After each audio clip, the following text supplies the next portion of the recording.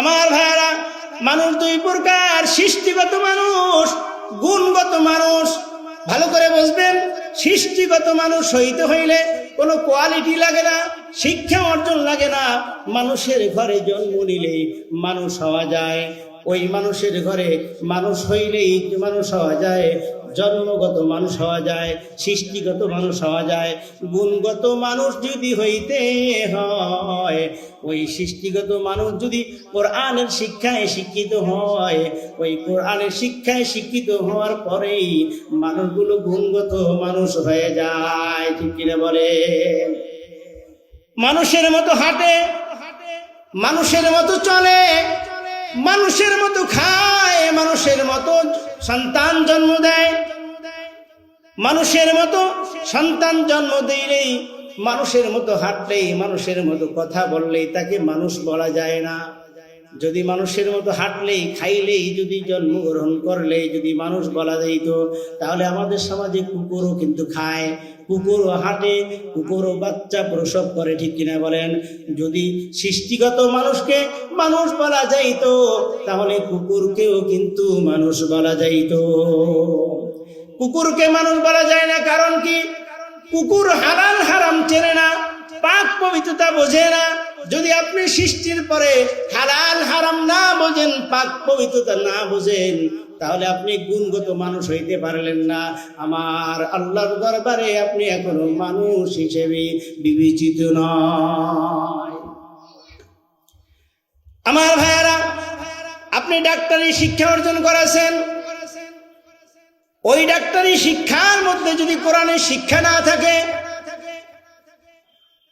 আপনি ডাক্তারি শিক্ষা অর্জন করার পরে চেম্বার নিয়ে বসেছেন, রিক্সাওয়ালা, ঠেলাওয়ালা, কুলিওয়ালা, দিন মজুর, বড় লোক সবাই যখন আপনার সামনে রোগ চিকিৎসা করার জন্য আসে, আপনি যদি প্যারাসিটামল দিলেই ভালো হয়ে যায়, এই রিক্সাওয়ালা ঠেলাওয়ালাকে 1 ডজন পরীক্ষা ধরাই দেন, কিন্তু আপনার উচিত ছিল একটা প্যারাসিটামল দিলেই ভালো হয়ে যাইত।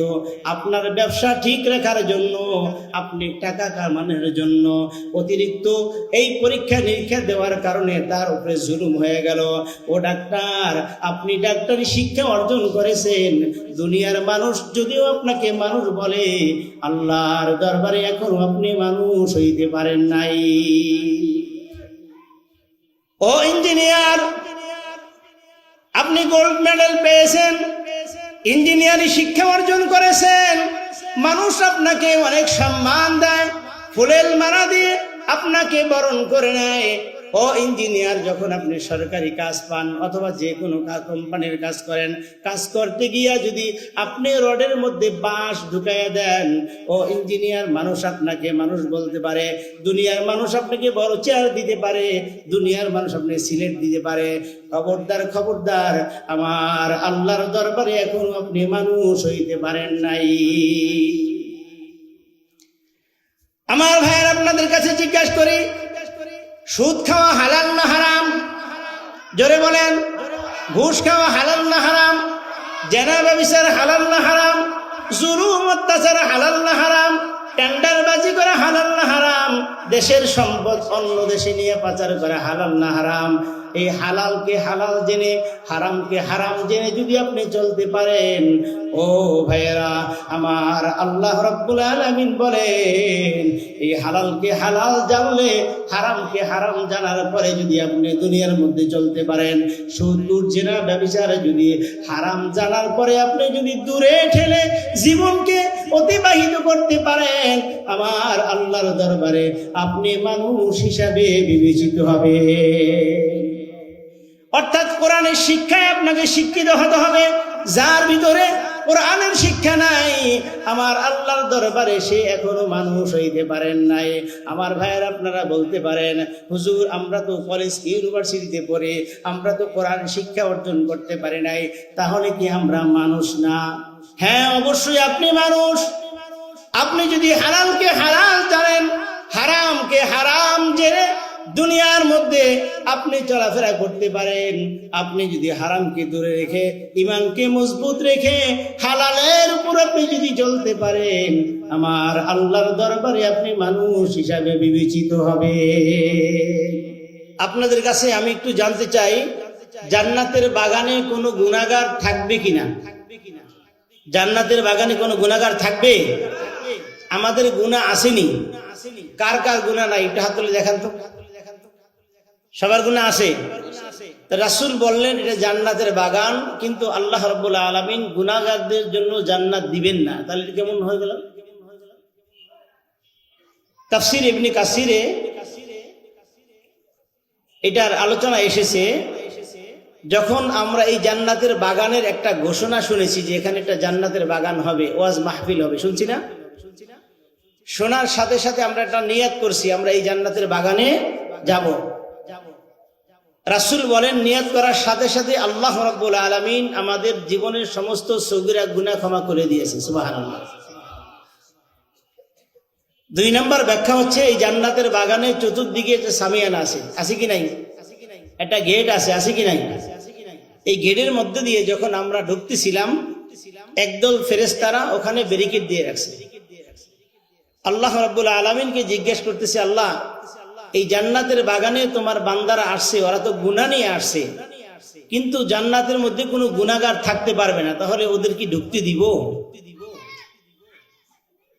আল্লাহ রাব্বুল আলামিন বলেন ওরা যেহেতু নিয়ত করে ফেলছে জান্নাতের বাগানে ঢুকবে, ও ফেরেশতারা আমার বান্দার সমস্ত গুনার গাঁঠরগুলা তোমরা কাঁধে নিয়ে বহন করো, আমার বান্দাকে বেগুনাহ মাসুম বানাইয়া জান্নাতে ঢুকাইয়া দাও। তাহলে বোঝা গেল আমরা এখন জান্নাতের বাগানে বেগুনাহ মাসুম হইয়া বসে আছি।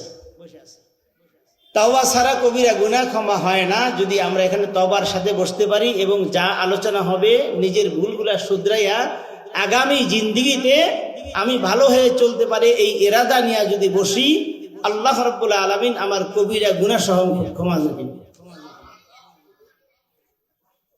তাহলে এই জান্নাতের বাগানে আসতে পেরে খুশি না বেজার? জোরে বলে খুশি না বেজার? কম না বেশি? বলেন আল্লাহু আকবার। আরো জোরে বলেন আল্লাহু আকবার। জান্নাতের বাগানে আসলে লাভ আছে না ক্ষতি আছে? লাভ আছে। কেমন লাভ? একটা বুখারী হাদিস থেকে আমি আলোচনা শুরু করছি। কেমন লাভ দেখেন। আমার নবী, আপনার নবী মুহাম্মদ আরবি রাসূলুল্লাহ সাল্লাল্লাহু আলাইহি ওয়াসাল্লাম মসজিদে নববীতে নামাজের জন্য দাঁড়িয়ে গেলেন। আল্লাহু আকবার বলে প্রশংসা করলেন কার?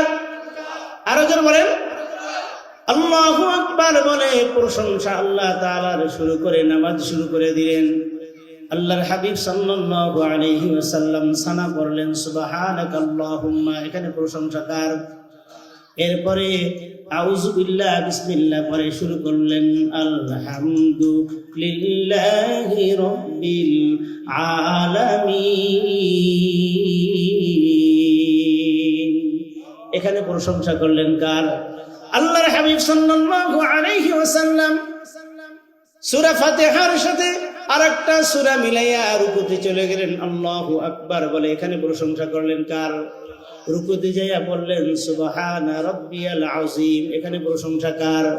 রুকু থেকে উঠলেন সামি আল্লাহু লিমান হামিদা রব্বানা লাকাল হামদ, প্রশংসা কার?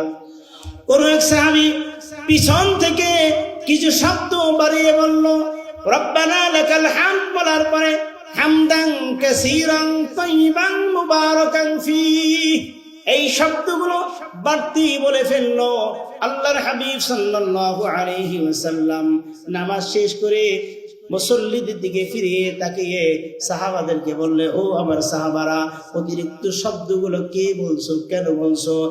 এক সাহাবী ভয়ে ভয়ে দাঁড়িয়ে বলতেছি, ইয়া রাসূলুল্লাহ, ইয়া হাবিবাল্লাহ, নবী গো, আমি অতিরিক্ত শব্দগুলা বলে ফেলেছি, কেন বলছো?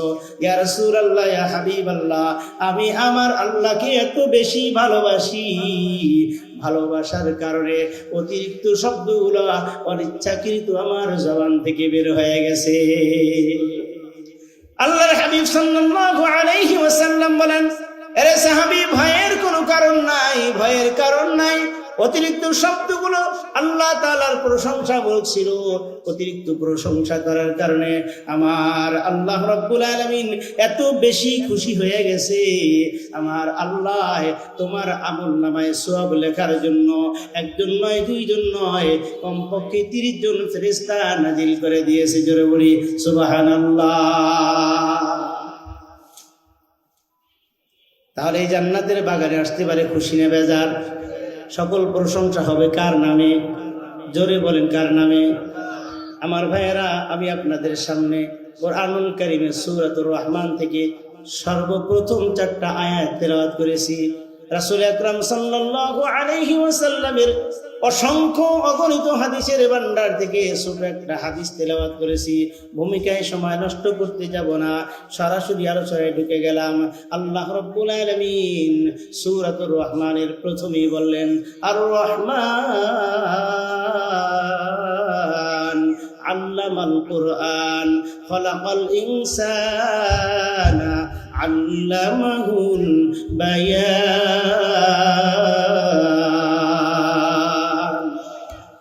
আমার আল্লাহ রাব্বুল আলামিন বলতেছে, আর রহমান দয়াময় আল্লাহ, আল্লামাল কুরআন, কোরআন শিক্ষা দিলেন যিনি, খলাকাল ইনসান, মানুষ সৃষ্টি করলেন তিনি। আমার আল্লাহ রাব্বুল আলামিন আগে বললেন কোরআন শিক্ষা দিলেন, এরপরে আল্লাহ তাআলা মানুষ বানাইলেন। আপনাদের কাছে জানতে চাই, আমাদের জন্ম হয়েছে আগে নাকি আমরা শিক্ষা অর্জন আগে করেছি? আমাদের সৃষ্টি হয়েছে আগে নাকি আগে শিক্ষা অর্জন করছি? বলেন তো। মাদ্রাসা কি আগে ভর্তি হয়েছি না আগে কোরআন শিক্ষা অর্জন করছি? আগে আমরা কি করছি? আগে আমাদের সৃষ্টি হয়েছে, এরপরে আমরা মাদ্রাসায় ভর্তি হয়েছি, ঠিক কিনা বলেন? কিন্তু আমার আল্লাহ রাব্বুল আলামিন কোরআনুল কারীমে সূরাতুর রহমান, একটা দামি সূরার মধ্যে একটা বিপরীত কথা বলে ফেললেন। আগে কোরআন শিক্ষা দিয়েছেন, এরপরে মানুষ বানাইছেন। কারণ আছে কি নাই? কারণ আছে কি নাই? আছে। আমার ভাইয়েরা, আল্লাহ রাব্বুল আলামিন কোরআনুল কারীমের মধ্যে আগে বললেন মানুষ। আল্লাহ তাআলা বলেন মানুষকে আগে কোরআন শিক্ষা দিয়েছি, এরপরে মানুষ সৃষ্টি করেছি। এমন বিপরীত কথা কেন বললেন? আমার ভাইয়েরা, বোঝার জন্য বলছি।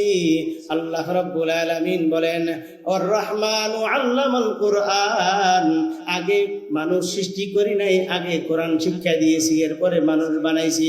তার কারণ হচ্ছে মানুষ পৃথিবীতে 2 প্রকার। কয় প্রকার? এক প্রকারে মানুষ সৃষ্টিগত মানুষ, জন্মগত মানুষ। 2 নম্বরে মানুষ গুণগত মানুষ, শিক্ষাগত মানুষ। আমার ভাইয়েরা, বোঝার বিষয়, আল্লাহ রাব্বুল আলামিন কোন বিপরীত কথা বলেন না।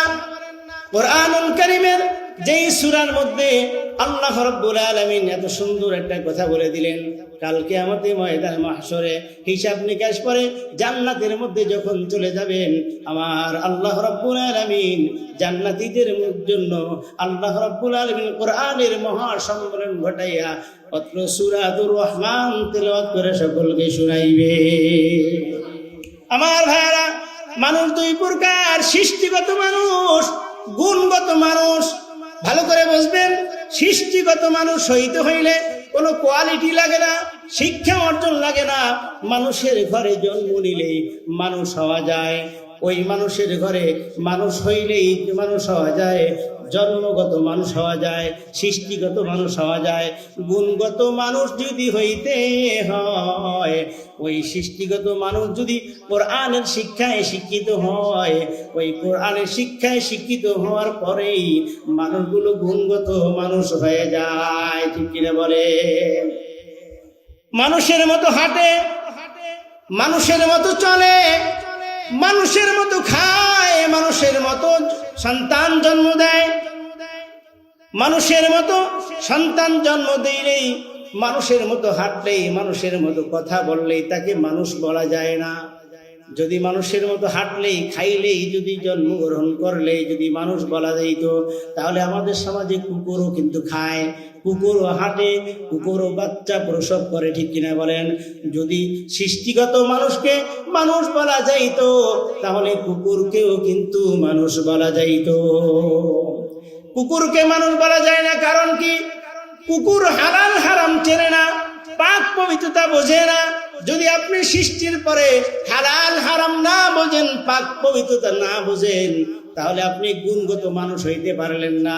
আমার আল্লাহর দরবারে আপনি এখনো মানুষ হিসেবে বিবেচিত নয়। আমার ভাইয়েরা, আপনি ডাক্তারি শিক্ষা অর্জন করেছেন, ওই ডাক্তারি শিক্ষার মধ্যে যদি কোরআনের শিক্ষা না থাকে, আপনি ডাক্তারি শিক্ষা অর্জন করার পরে চেম্বার নিয়ে বসেছেন, রিক্সাওয়ালা, ঠেলাওয়ালা, কুলিওয়ালা, দিন মজুর, বড় লোক সবাই যখন আপনার সামনে রোগ চিকিৎসা করার জন্য আসে, আপনি যদি প্যারাসিটামল দিলেই ভালো হয়ে যায়, এই রিক্সাওয়ালা ঠেলাওয়ালাকে 1 ডজন পরীক্ষা ধরাই দেন, কিন্তু আপনার উচিত ছিল একটা প্যারাসিটামল দিলেই ভালো হয়ে যাইত। আপনার ব্যবসা ঠিক রাখার জন্য, আপনি টাকা কামানোর জন্য অতিরিক্ত এই পরীক্ষা নিরীক্ষা দেওয়ার কারণে তার উপরে জুলুম হয়ে গেল। ও ডাক্তার, আপনি ডাক্তারি শিক্ষা অর্জন করেছেন, দুনিয়ার মানুষ যদিও আপনাকে মানুষ বলে, আল্লাহর দরবারে এখনো আপনি মানুষ হইতে পারেন নাই। ও ইঞ্জিনিয়ার, আপনি গোল্ড মেডেল পেয়েছেন, ইঞ্জিনিয়ারিং শিক্ষা অর্জন করেছেন, মানুষ আপনাকে অনেক সম্মান দেয়, ফুলেল মালা দিয়ে আপনাকে বরণ করে নেয়। ও ইঞ্জিনিয়ার, যখন আপনি সরকারি কাজ পান অথবা যে কোনো কোম্পানির কাজ করেন, কাজ করতে গিয়া যদি আপনি রডের মধ্যে বাঁশ ঢুকাইয়া দেন, ও ইঞ্জিনিয়ার, মানুষ আপনাকে মানুষ বলতে পারে, দুনিয়ার মানুষ আপনাকে বড় চেয়ার দিতে পারে, দুনিয়ার মানুষ আপনাকে সিলেট দিতে পারে। খবরদার, খবরদার, আমার আল্লাহর দরবারে এখন আপনি মানুষ হইতে পারেন নাই। আমার ভাইয়ের, আপনাদের কাছে জিজ্ঞাসা করি, সুদ খাওয়া হালাল না হারাম? জোরে বলেন। ঘুষ খাওয়া হালাল না হারাম? জেনা ব্যভিচার হালাল না হারাম? জুলুম অত্যাচার হালাল না হারাম?